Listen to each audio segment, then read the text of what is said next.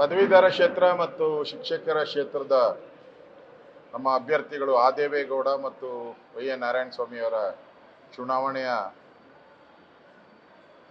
ಒಂದು ತಯಾರಿ ಮತ್ತು ಚುನಾವಣೆಯ ವ್ಯವಸ್ಥೆಗಳು ಯಾಕೆ ಮಾಡಬೇಕು ಅನ್ನೋದ್ರ ಬಗ್ಗೆ ಇವತ್ತು ನಮ್ಮ ರಾಜ್ಯದ ಅಧ್ಯಕ್ಷರಾದಂಥ ವಿಜಯೇಂದ್ರ ಅವರು, ನಾನು, ನಮ್ಮೆಲ್ಲ ಶಾಸಕರು, ನಮ್ಮ ಲೋಕಸಭಾ ಸದಸ್ಯರುಗಳು ನಾವೆಲ್ಲ ಒಟ್ಟಿಗೆ ಸೇರಿದ್ರಿ. ಈ ಎಲ್ಲ ಚುನಾವಣೆಯನ್ನು 5 ಚುನಾವಣೆಯನ್ನು 6 ಚುನಾವಣೆಯನ್ನು ನಾವು ಗೆಲ್ಲೋ ಅಂಥದ್ದಕ್ಕೆ ಏನೇನು ಪ್ರಯತ್ನ ಮಾಡಬೇಕು ಅದೆಲ್ಲ ಡಿಸ್ಕಸ್ ಮಾಡಿದಿರಿ. ಮತ್ತು ಪ್ರತಿ ಬೂತಲ್ಲೂ ಕೂಡ ಹೆಂಗೆ ಕೆಲಸ ಮಾಡಬೇಕು, ಪ್ರತಿ ಬೂತ್ಗೂ ಕೂಡ ಮತದಾರನ ಭೇಟಿ ಮಾಡಬೇಕು. ಇದು ಜನರಲ್ ಎಲೆಕ್ಷನ್ ಅಲ್ಲ, ಮತದಾರನ ಹುಡುಕಿ ಅವರನ್ನು ಕನ್ವಿನ್ಸ್ ಮಾಡೋ ಕೆಲಸನೂ ಕೂಡ ಕೂಡಲೇ ಮಾಡಬೇಕು.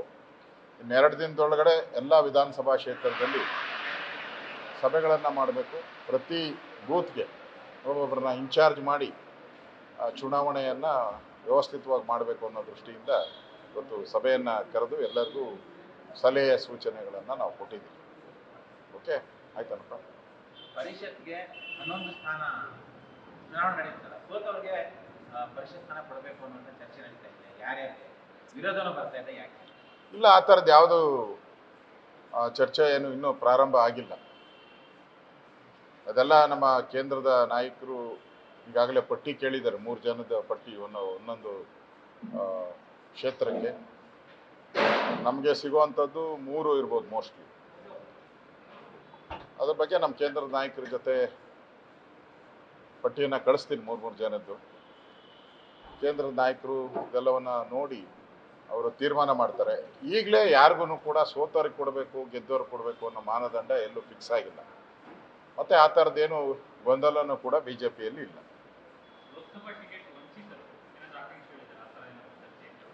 ಆ ಥರ ಏನೂ ಇಲ್ಲ, ಕೊಟ್ಟರೆ ಏನು ತಪ್ಪಿಲ್ಲ.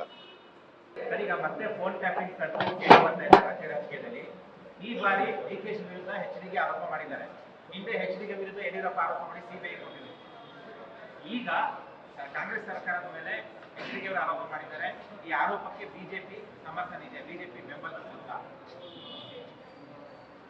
ಈಗಾಗಲೇ ಕುಮಾರಸ್ವಾಮಿ ಅವರು ಕಾಂಗ್ರೆಸ್ ಸರ್ಕಾರ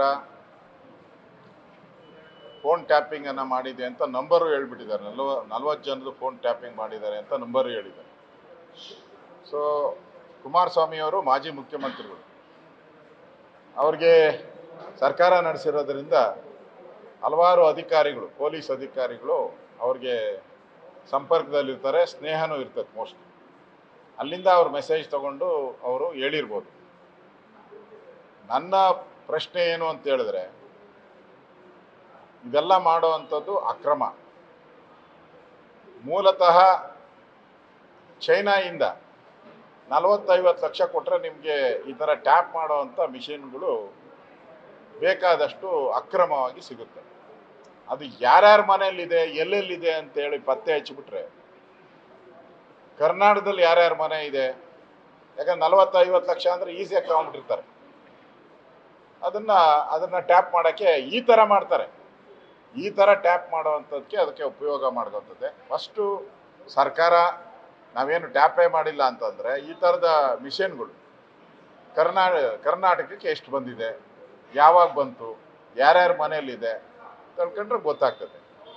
ಸರ್ಕಾರ ಅಂತೂ ನನಗನ್ಸ್ತತೆ, ನನಗೂ ಪೊಲೀಸ್ ಅಧಿಕಾರಿ ಹೇಳಿದ್ರು, ಸಾಮಾನ್ಯವಾಗಿ ಈ ಥರ ಎಲ್ಲ ಕೆಲವು ಪ್ರಭಾವಿ ಮಂತ್ರಿಗಳಿರ್ಬೋದು, ಮುಖ್ಯಮಂತ್ರಿಗಳಿರ್ಬೋದು, ಈ ಥರ ಸಂದರ್ಭದಲ್ಲಿ ವಿರೋಧ ಪಕ್ಷಗಳನ್ನು ಫೋನನ್ನು ಟ್ಯಾಪ್ ಮಾಡ್ತಾರೆ ಅಂತ ನನಗೂ ಪೊಲೀಸ್ ಅಧಿಕಾರಿಗಳು ಹೇಳಿದ್ರು. ಈಗ ಕುಮಾರಸ್ವಾಮಿ ಅವರು ಹೇಳ್ತಾ ಇರೋದನ್ನು ನೋಡ್ತಾ ಇದ್ದರೆ ಇದು ಎಲ್ಲ ಒಂದು ಕಡೆ ನಾನು ಹೇಳ್ತಾ ಇದ್ದೀನಲ್ಲ, ಈ ಫೋನ್ ಟ್ಯಾಪ್ ಮಾಡೋವಂಥ ಅಕ್ರಮ ಒಂದು ಮಿಷನ್ ಏನಿದೆ ಅದು ಕರ್ನಾಟಕದಲ್ಲಿ ಎಷ್ಟಿದೆ, ಎಲ್ಲೆಲ್ಲಿದೆ ಅಂತ ತನಿಖೆ ಮಾಡಿದ್ರೆ ಆಮೇಲೆ ಇದೆಲ್ಲ ಹೊರಗಡೆ ಬರ್ತದೆ. ಸರ್ಕಾರ ನಾವು ಇಲ್ಲ ಅಂತ ಹೇಳಿದ್ರೆ ಈ ಥರದ ಮಿಷನ್ಗಳು, ಟ್ಯಾಪ್ ಮಾಡುವಂಥ ಮಿಷನ್ಗಳು ಎಲ್ಲೆಲ್ಲಿದೆ ಅದನ್ನು ತನಿಖೆ ಮಾಡಿ ಸೀಸ್ ಮಾಡಲಿ. ಅವಾಗ ಗೊತ್ತಾಗ್ತದೆ ಯಾರು ಮಾಡಿದ್ದಾರೆ, ಯಾರು ಮಾಡಿಸಿದ್ದಾರೆ ಅಂತ ಹೇಳಿದ್ರೆ ಆರಾಮ್ಸೆ ಗೊತ್ತಾಗ್ತದೆ. ಅದರಿಂದ ಕುಮಾರಸ್ವಾಮಿಯವರು ಅವ್ರಿಗೆ ಇರೋವಂಥ ಮಾಹಿತಿಯಲ್ಲಿ ಅವರು ಹೇಳಿದ್ದಾರೆ, ಯಾರೇ ಆದರೂ ಕೂಡ ಈ ಥರ ಫೋನ್ ಟ್ಯಾಪ್ ಮಾಡೋ ಅಂಥದ್ದು ಅಕ್ಷಮ ಅಪರಾಧ. ಅದನ್ನು ಅಂಥವ್ರನ್ನೆಲ್ಲ ಜೈಲಿಗೆ ಕಳಿಸ್ಬೇಕು. ಈ ಥರ ಫೋನ್ ಟ್ಯಾಪ್ ಮಾಡೋ ಅಂಥವ್ರನ್ನ ಜೈಲಿಗೆ ಕಳಿಸ್ಬೇಕು. ಇನ್ನೇನು ಕೂಡ ಹಲವಾರು ಪೊಲೀಸ್ ಅಧಿಕಾರಿಗಳು ಈ ಥರದ ಕೇಸ್ಗಳನ್ನು ಮಾಡಿ ಈಗಾಗಲೇ CBI ತನಿಖೆ ಮಾಡ್ತೀರಿ ಆಗ್ತಾ ಇದೆ ಅಂತ ಎಲ್ಲ ಹೇಳ್ತಾ ಇದ್ದಾರೆ. ಇನ್ನು ಯಾವುದೇ ಏನು ಅದರಿಂದ ಪ್ರತಿಫಲ ಏನು ಬಂದಿಲ್ಲ. ಅದರಿಂದ ಈ ಥರ ಮಾಡೋ ಅಕ್ರಮಕ್ಕೆ ಒಂದು ಕಡಿವಾಣ ಹಾಕಬೇಕು. ಈ ಸರ್ಕಾರ ಆ ಥರ ನಾವೇನು ಮಾಡಿಲ್ಲ ಅಂದರೆ ಇದನ್ನು ತನಿಖೆ ಕೊಡಬೇಕು.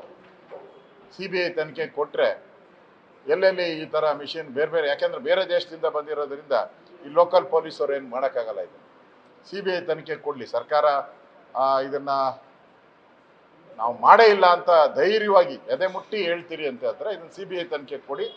ಅವಾಗ ಎಷ್ಟು ಮಿಷಿನ್ ದೇಶಕ್ಕೆ ಬಂದಿದೆ, ಎಷ್ಟು ಕರ್ನಾಟಕಕ್ಕೆ ಬಂದಿದೆ, ಯಾರ್ಯಾರು ಮಾಡಿದ್ದಾರೆ ಎಲ್ಲ ಹೊರಗಡೆ ಬರುತ್ತೆ. ಅದು ಬಿಟ್ಟು ನಾವು ಈ ಮಾಡಿಲ್ಲ ಅಂತ ಹೇಳಿದ್ರೆ ಯಾರು ನಂಬ್ತಾರೆ? ಎಲ್ಲರೂ ಹೇಳ್ತಾರೆ ನಾವು ಮಾಡಿಲ್ಲ ಅಂದ್ರೆ. ಹಂಗಾರೆ ಮಾಡಿದವ್ರು ಯಾರು?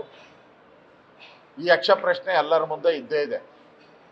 ಅದರಿಂದ ಇದನ್ನು ಒಂದು ತಾರ್ಕಿಕ ಅಂತ್ಯಕ್ಕೆ ಮುಟ್ಟಿಸ್ಬೇಕು ಅಂದರೆ ಇದನ್ನು CBI ತನಿಖೆ ಕೊಟ್ಟರೆ ಯಾರ್ಯಾರ ಕಾಲದಲ್ಲಿ, ಯಾರ್ಯಾರು ಮುಖ್ಯಮಂತ್ರಿಗಳಾಗಿದ್ದಂಥ ಕಾಲದಲ್ಲಿ ಭಾಳಷ್ಟು ಆಪಾದನೆಗಳು ಬಂದಿದೆ. ಎಲ್ಲ ಮುಖ್ಯಮಂತ್ರಿಗಳಿದ್ದಾಗೂ ಆಪಾದನೆ ಬಂದಿದೆ. ಅದಕ್ಕೆ ಒಂದು ಅಂತ್ಯ ಆಡೋಕ್ಕಾಗ್ತೈತೆ. ಈ ಸರ್ಕಾರ ನಾವು ಮಾಡೇ ಇಲ್ಲ, ನಾವು ಸಾಚಾಗಳು, ನಾವು ಧರ್ಮರಾಯನ ಅಪರಾವತಾರ ಅಂತ ಹೇಳಿದ್ರೆ CBI ತನಿಖೆ ಕೊಡಿ, ಸತ್ಯಾಸತ್ಯತೆ ಹೊರಗಡೆ ಬನ್ನಿ. ನ್ಯೂಸ್ ಫಸ್ಟ್ ನಿರ್ಭೀತಿಯಿಂದ ನಿಮ್ಮ ಪರವಾಗಿ.